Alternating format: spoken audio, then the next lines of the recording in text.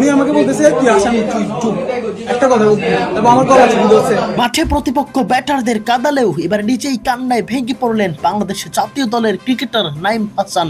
DPL match শেষে বাড়ি ফেরার পথে ট্রাফিক পুলিশের হাতে হেনস্থার শিকার হওয়ার অভিযোগ তুলে নিজের অভিজ্ঞতা বর্ণনা করতে গিয়ে আবেগ ধরে রাখতে না পেরে কান্নায় ভেঙে পড়লেন নাইম হাসান। নাইমের অভিযোগ, সিএনজিতে করে বাসায় ফেরার সময় তাকে থামিয়ে প্রথমে ধাক্কা দেওয়া হয়, পরে গলা চেপে ধরা ও লাঠি দিয়ে আঘাত করা হয়।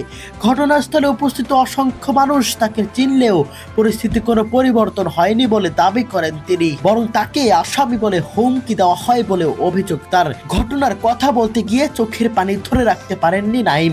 তার প্রশ্ন, দেশের হয়ে প্রতিনিধিত্ব করা একজন ক্রিকেটারের সঙ্গেই যদি এমন আচরণ করা হয় তাহলে সাধারণ মানুষের অবস্থা কতটা কঠিন হতে পারে।